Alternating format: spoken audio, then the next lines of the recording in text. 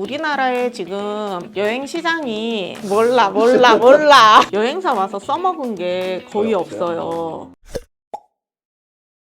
안녕하세요, 만나투어의 양빵입니다. 오늘은 저희 만나투어에 종종 의외의 좀 자주 오는 문의에 대해 이야기해 보도록 하겠습니다. 무엇일까요?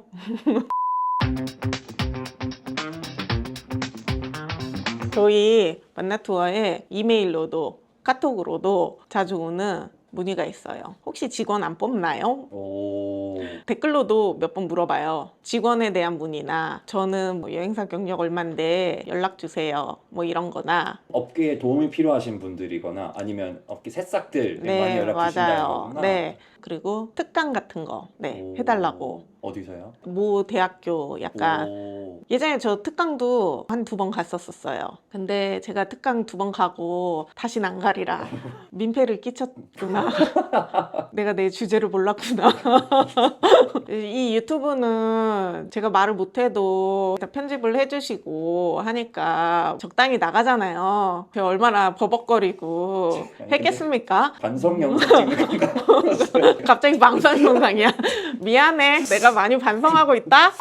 첫 번째 강의 했는데 식은땀 나고, 이거는 내가 평가를 하면 40%다. 아, 40점이라고? 40점이다. 40점. 말도 못해. 사람 망각을 하잖아요. 세월을 지나니까 이제 한번 가볼까? 막 이러거든요. 근데 이제 다시 마음을 다잡죠. 난 아니다.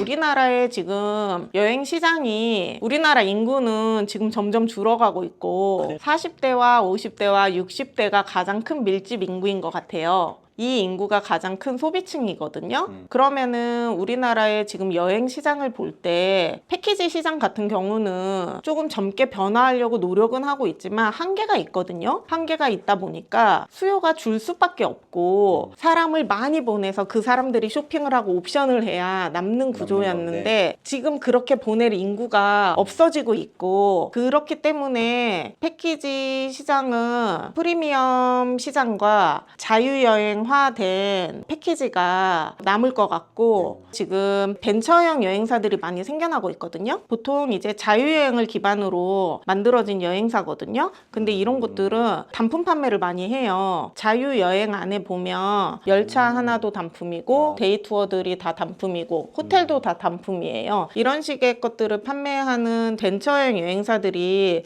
생기고 있는데, 이런 여행사들이 어찌 보면 지금 살아남고 있고, 패키지 대형 여행사들도 이런 벤처형으로 모양을 같이 품고 가려고 하는 여행사도 있어요. 근데 그게 쉽지는 않죠. 두 가지를 사실 같이 하기에는 어려워요. 패키지 여행사들은 자유여행 부서는 항상 망해왔어요. 손이 많이 가고, 우리나라에 처음에 자유여행이라고 했었을 때의 인식은 싸게 배낭여행 느낌이 좀 강했거든요. 그렇다 보니까 저렴하게 만들어야 한다, 이게 조금 강했었어요.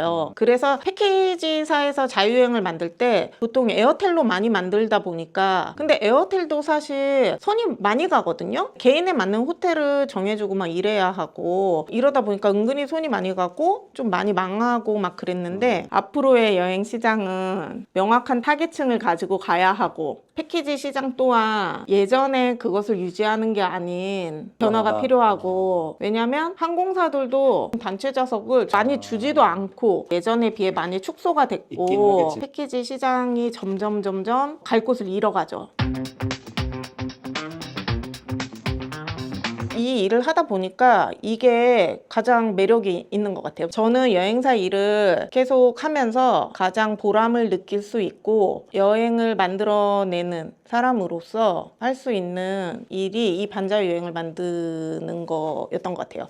손님들과 직접 대면을 하고 그 손님들의 그 만족을 제가 느끼면서 보람도 딱 느낄 수 있고, 내가 만든 여행을 이 손님이 편하게 다녀오고, 이것들을 제가 직접 체험할 수 있는 그거가 보람이 됐던 것 같아요. 반자유여행을 배우려면 어떻게 해야 되는 거예요? 이거는 욕심이 있으면 되는 것 같아요. 사실 저 같은 경우는 개인적으로 내가 모르는 지역이고 처음 보는 루트다 했었을 때에는 저는 지도를 먼저 보거든요. 지도를 먼저 본 다음에 되겠다, 이건 안 되겠다를 먼저 봐요. 동네를 딱 보고 이제 거리와 그거를 먼저 보고 갈 수 있다 없다를 먼저 보고 가는 방법과 이동 방법을 본 다음에 이동 방법이 해결이 되면은 관광지라던가 할 수 있는 것들을 이제 찾아갖고 가장 최적의 노선을 찾거든요. 그런 식으로 하는데 사실 이거는 약간 성격과도 연관이 있는 것 개인 같아요. 성격? 네. 왜냐면 어떤 분들은 그 일정은 안 돼요. 이 일정밖에 안 돼요. 이러는 분들도 있어요. 욕심이 있는 사람들은 안 되는 것도 되게 하는 거고 사실 이거는 개인의 성향이기 때문에 욕심이 있는 사람들은 배울 수 있고 하루아침에 되는 거 아니네요. 그쵸. 그러니까. 그래서 고용 계획 있으신가요? 저희 사무실에는 관광경영학과를 나온 경력직도 있고 한데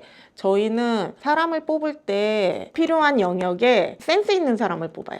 사실 공채를 잘 내진 않아요. 저는 명확한 추구하고자 하는 게 있어서 공부하시는 게 뭐예요? 말 안 했어요. 몰라. 공채는 나중에 지금보다 한 10배 성공하면 10배요?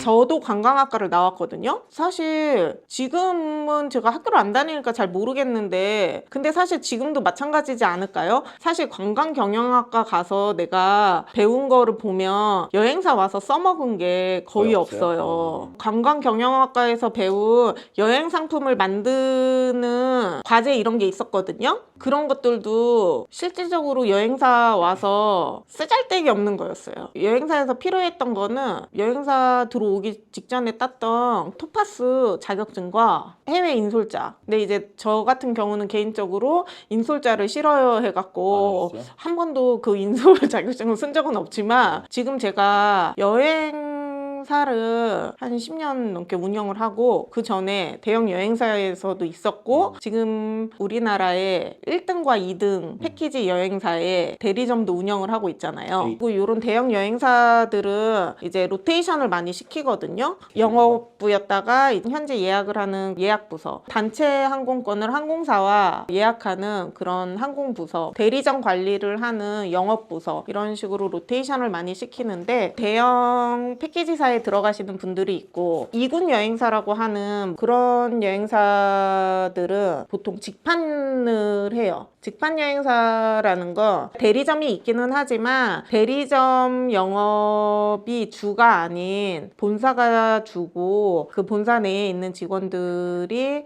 거의 상담도 하고 직접 뭐 항공 수배 이런 것까지 다 관리를 해서 어찌 보면 2군 여행사들이 일을 배우는 데에는 더 좋을 수도 있어요. 일단 여행사에 다닐 거고 여행에 대한 일을 하고 싶다 하면 처음에는 이런 대형 여행사에 취업을 해서 배워보는 것도 좋은 것 같아요. 배워보고 이곳이 나의 적성에 맞다 하면 어느 정도의 경력을 조금 쌓은 후에 방향성을 가지는 게 좋을 것 같거든요.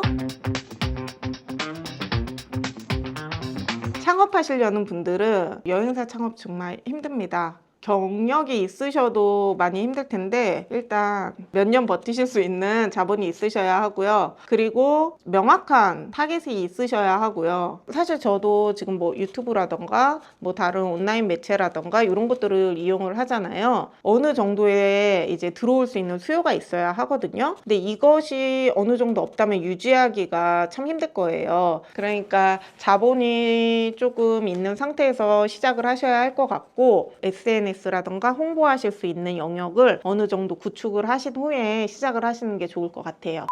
예전에 비해 지금은 대학에 있는 학생들도 많이 줄고 대학도 많이 없어지는 추세고 관광과 학생들도 많이 줄었을 거고 한데 아직도 많이 남아있는 관광을 준비하시는 많은 학생들과 또 관광업을 준비하시는 많은 분들이 오늘 이 영상을 보시고 조금이라도 도움이 되셨으면 좋겠습니다. 우리나라에 좋은 여행이 더 많이 생겨나고 발전할 수 있었으면 좋겠습니다. 여러분, 안녕.